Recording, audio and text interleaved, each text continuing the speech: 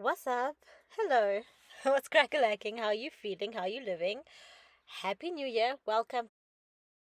Wishing you the best in this year. Anyway, so we recently took a trip to Kimberley, South Africa. If you don't know where that is, it's kind of like smack bang in the middle of the map of South Africa. But I'll get into it a little bit more than just saying that. So, Kimberley is a vibrant city in the heart of South Africa's Northern Cape province. It has a rich history and a wealth of fascinating facts to discover. I will be dropping a link to the article that I am using as reference for this video. But yeah, so obviously, it was a long road trip, and a lot of things that I saw kept reminding me of Courage the Cowardly Dog, as in, we interrupt this program to bring you. Don't know if you remember that little cartoon, but yeah. So it took us about 10 hours and 52 minutes because we took a little detour and we went to the border of Namibia, which was so cool. And then we went all the way to Kimberley. After the long drive, we stayed at halfway house, which was kind of cute. It felt like a ship. And funny enough, there was like articles in the foyer that reference like the Titanic and things like that. So that was pretty cool. Had a nice little pool view there, and I think there was like a bit of a mini golf setup as well. Somewhere within the premises. They were actually extremely courteous and professional because we had driven and we had not booked a place to stay yet. And so we rocked up not knowing if they'd actually let us spend the night, and they did without complaints, without hassle. So that was awesome. And the next day, bright and early, we basically had a look at the big hole, which is what Kimberley is actually very famous for. It's actually very pretty, funny enough. I didn't expect it to be pretty. And I did not do my research, so I had only heard about little myths about what had caused the big hole. I'd never come to the big hole. So there had been like little things that were said back in the day, that it was caused by a meteor and some weird stuff, but clearly no, that's not true. It's actually it's a mine, so it's not that deep. Actually, funny enough, it is that deep in this case scenario. So forget what I just said. So some little fun facts about Kimberley I will get into shortly. I just want to talk a little bit about the underground kind of like setup. It was actually kind of scary. If you decide to come to Kimberley, you need to try it because there's like some part. Okay, I don't want to give you like spoilers.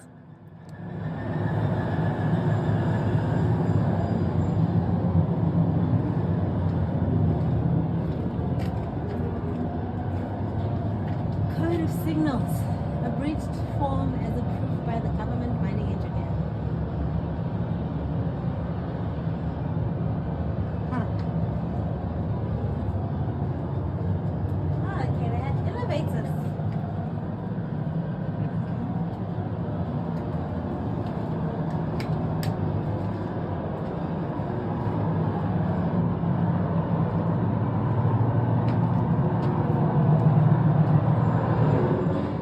There's some part of like the underground pathways there that like it sounds like there's a train coming at you and like, oh my gosh, something's happening, and it's very scary, so you need to just check that out for yourself.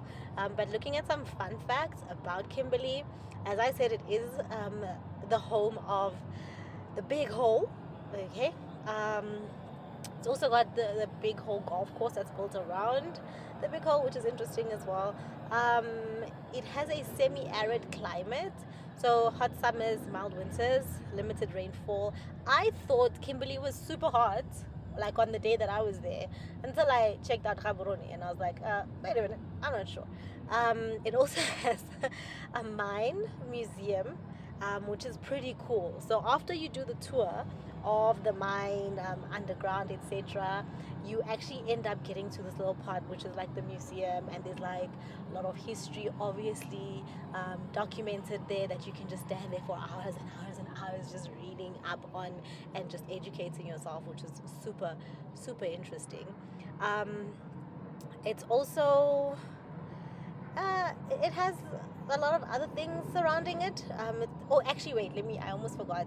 Diamonds are a girl's best friend, of course. So, like at the end of your little excavation, quotes in quotes, kidding. But at the end of your little tour there, when you get into the actual museum part, there's actually like a vault where they keep real diamonds. So cool. So obviously I didn't take any photos of real diamonds because I was not allowed to take footage of that. So you'll have to just go there and check it out for yourself. But I did take photos everywhere else. I took photos in the museum, took a little video underground, as you can see. So it's pretty cool. I mean, those diamonds were, oh my goodness. I just wanted to like sleep in the vault, actually, to be completely honest. Um, yeah, also, one cool thing is they have like a movie that they play that gives you a brief understanding of exactly what happened back in the day. That's where my emotions went a little bit up and down because, yeah, there's obviously, in the history of Kimberley, as you know, as South Africa is a colonial um, area. So there's that kind of history, which isn't nice to like watch and listen and like see all those prejudices and like, and especially if you're like very nitpicky, um, like there were other little nuances that I was picking up on and they were just irritating me. Just on the like side of the narration that was happening. I'm like, why did this guy just say this when he was referencing like African people, but he didn't use the same kind of reference when he was referencing other people? Actually, what's going on? Like, so I was feeling a little bit annoyed in the movie, of course.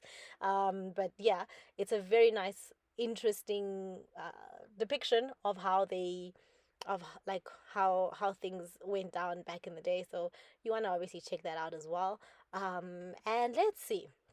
So I want to see what kind of info I just want to kind of share with you at this point, to give you I don't know, like a sneak peek into what it was like, because of course I cannot give you the entire 411. So let's have a look. So like I did mention that there's a big whole golf course. I mentioned the climate, the mine museum I mentioned. It's also known for its annual Kimberley Diamond Cup skateboarding event. So that's Kimberley as a whole. No pun intended. Kimberley is surrounded by beautiful natural landscapes. So the Solplaiki University is located in Kimberley as well. Kimberley is a gateway to the incredible Northern Cape region. The city has a vibrant arts and culture scene. Interesting. Um, it's a treasure trove for history enthusiasts. Like I said, you can stand in that museum for hours. Okay. And then it's a hotspot for adventure tourism. Okay. So you can do like thrilling activities there as well, like skydiving, hot air ballooning, 4x4 off roading in the rugged landscape surrounding the city, which is super, super cool. The city is also home to the historical Campers Dam. This man made wetland serves as a breeding ground for the endangered South African flamingos, attracting bird watchers from around the world. So, like I said, there's a lot to do there. There's a culinary scene. There's the railway station, which is a popular tourist attraction. It's also an important center for diamond cutting and polishing. Obviously, there's like those little tourist shops and stuff that you can like kind of go and get those those souvenirs to take home to your family and to like, yeah, you know how it goes. So that's how I found Kimberley. It was kind of fun, kind of emotional, kind of fun. Yeah, but I mean, totally worth it. The road trip was super exhausting, but totally worth it. Yeah, I will drop a link down below regarding websites you can check out to find out further information about Kimberley. But just before we wrap this up, I just want to kind of say, as I mentioned, it is the capital and largest city of the Northern Cape province of South Africa. I mean, there's nothing else I can say about Kimberley except like diamonds galore. So yeah, check it out, and let me know if this was interesting in any way. If not, oh man. But if it was, I'm glad you watched it.